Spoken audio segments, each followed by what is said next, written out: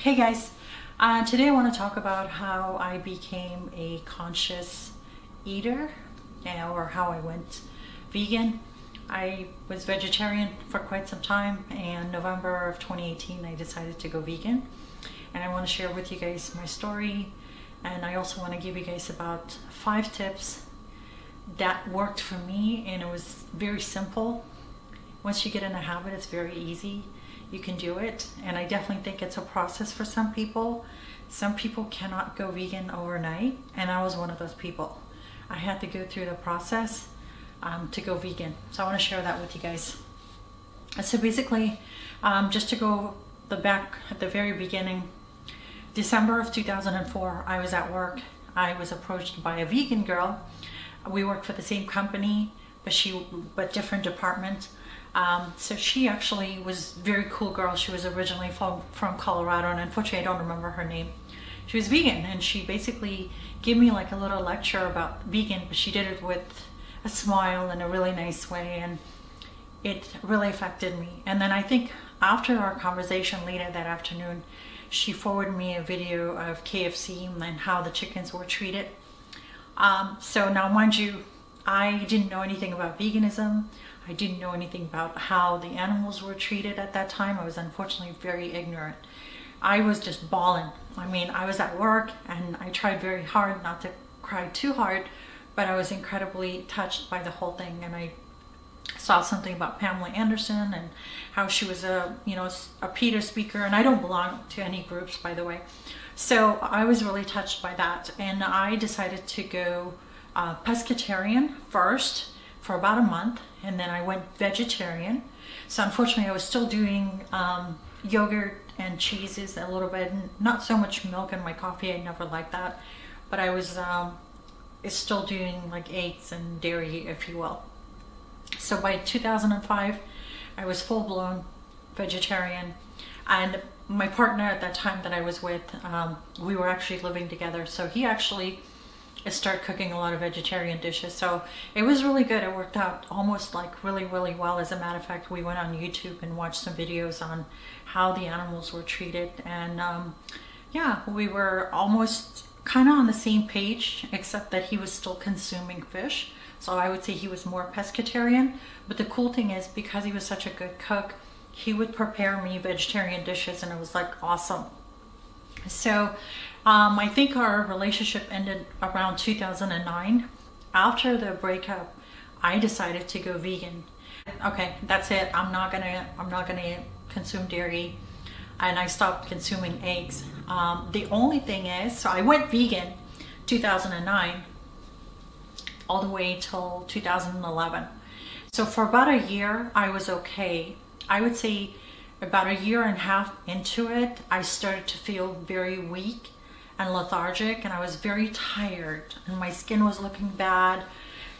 I just felt like something was not right. And at that time, I was actually a runner, not like hardcore, but I would do like 2 miles, 5 miles, and jogging and hiking, and I even did some half marathons. So I wasn't a fast runner, but I really enjoyed running for some reason. So I remember one day I came home, and this is right around end of 2009. I came home, and my partner we weren't together. I literally passed out. I was feeling very weak, feeling just super sick, and I didn't know what was going on with me. So I actually went ahead and admitted myself into the emergency room that same afternoon. I think I went running around maybe 9 or something, and then by the time I came home, it was like 10:30. By noon or 1 o'clock, I was at the emergency room. I actually drove myself because I was feeling weak, but I was still okay to drive myself. And so they ran a bunch of tests, and the doctor that came up to me that was working on me was an incredibly awesome guy. I'll never forget that. Highly educated and very good looking, I have to say. He actually came over to me and said to me, listen, I get a lot of vegans that are being admitted to the hospital, and that's because they don't do it the right way. And what I would do, he said, if I were you, what I would do is I would introduce a little bit of animal byproducts into my diet.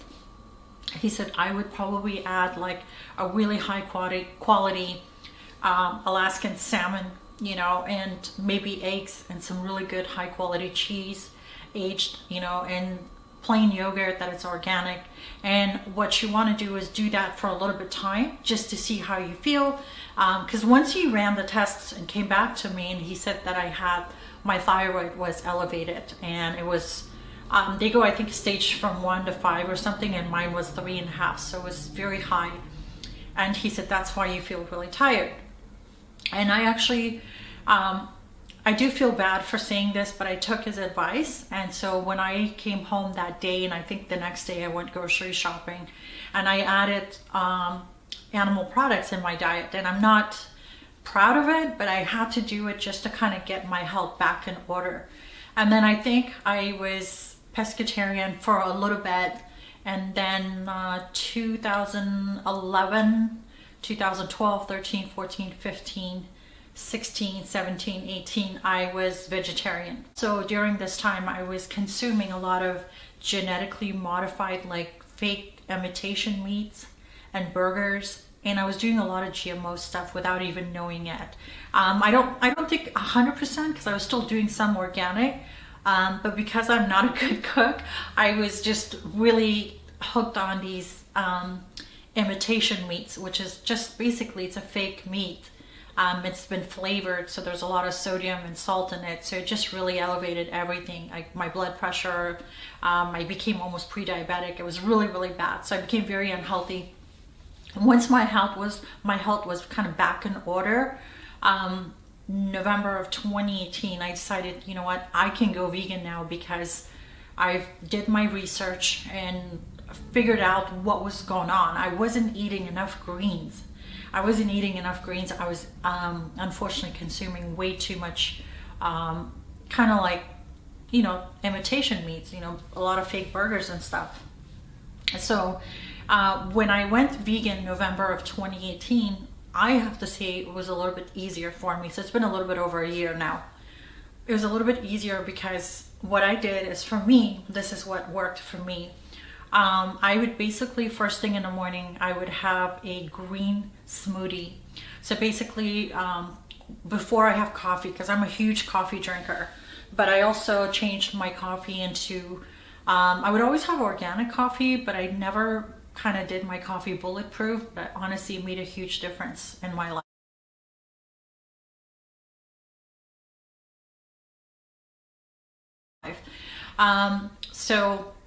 And it's a vegan bulletproof, by the way. It's just MCT oil.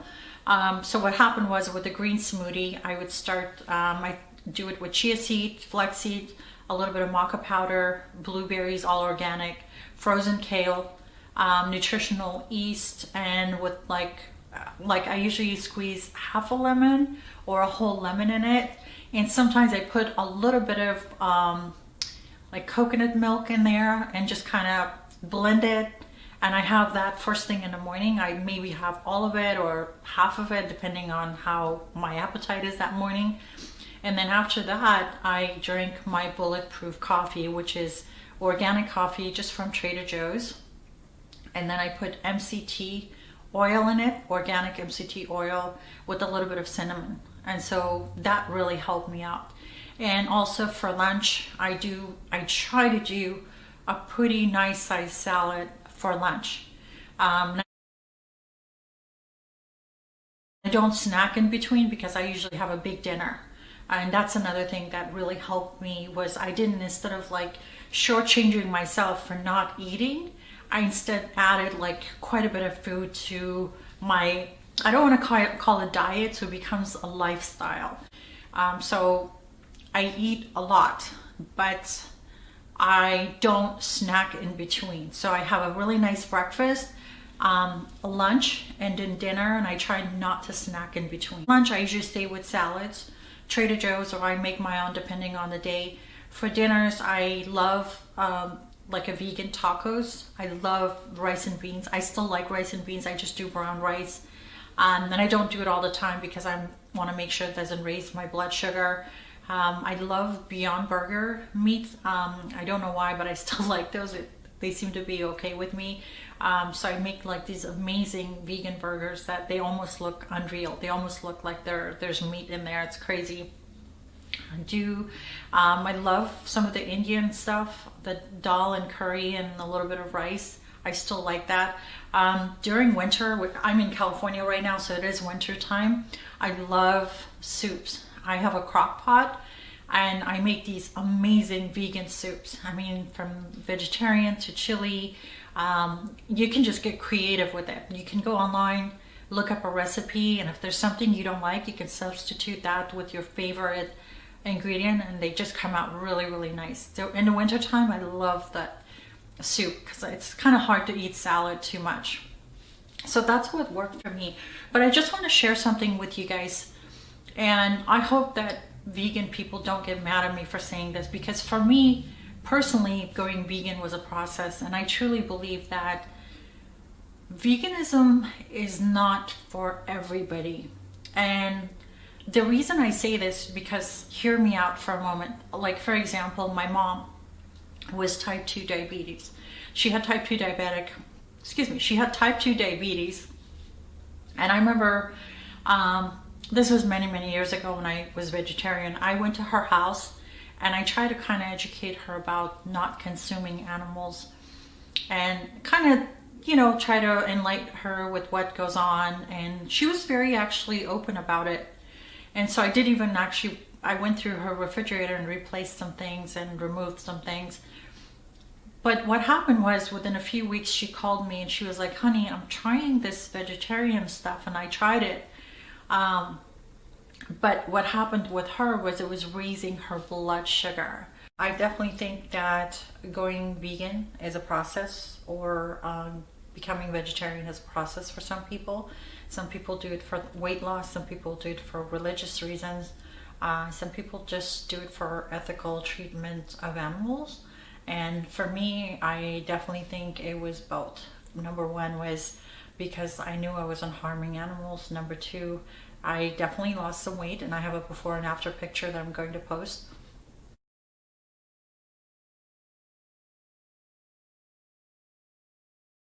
Being vegan feels really good because I am eating healthy. I feel like now that I'm kind of going through my spiritual journey, I'm at a higher consciousness. It's making me become more conscious of what I'm putting on my plate and what I'm putting in my body. That's another reason which I'm really happy to be vegan. So I'm not harming animals. I'm also not putting those negative energies in my body. Now, if you're not vegan and you're in a process or you're thinking about it, this is not a judgment. It's okay. It's a process for everybody. Just all I could say is I have 5 tips that I'm going to share with you guys. I wrote it down. So number 1 tip would be, it's not in order, by the way. I would say do your homework, do your research. Everyone's body is a little bit different. If you, God forbid, have some kind of a diabetes or blood sugar problem or high blood pressure or anything like that, definitely do your research and talk to your doctor. So because you don't want to do something like this, based on a YouTube video. So you definitely do your research and do your homework. Number 2 is start with your favorite dish. Like, let's say you love lasagna and you used to do it with ground beef or ground turkey, whatever. Now you can substitute that with, let's say, for example, with Beyond Burger meat, which tastes just like meat. So you can still have your lasagna, but you can just substitute that. So just to start with your favorite dish and then substitute some of that, and start kind of slow. Like, don't just do it overnight. Number 3 would be, think about why you want to go vegan or vegetarian. And I'm saying vegetarian because for me, it was a process. I didn't go vegan right away. It took me a while to become vegan. So think about why you're doing it. Is it a religious reason? Is it an ethical reason? Is it because you want to lose weight? Is it because you want to try, see if you can do it? So think about why you're doing it. Number 4 would be, again, going vegan doesn't mean deprivation at all. I eat so much you won't believe. Like, from the morning where I have my smoothie, a really nice bulletproof coffee. Lunchtime, I have this amazing large salad, mostly organic, either Trader Joe's or I put it together at home.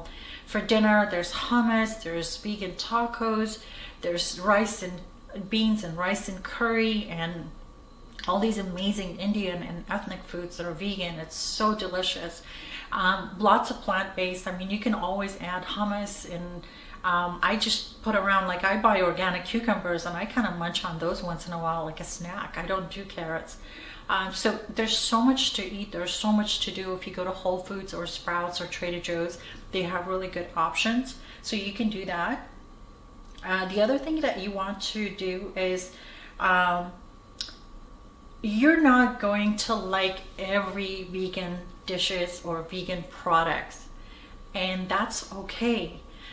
Because I remember the first time I tried vegan butter, and I didn't care for it, to be honest with you, because I was used to really raw organic butter, and it didn't taste the same. And I used to love plain yogurt, organic plain yogurt, and vegan yogurt was okay to me.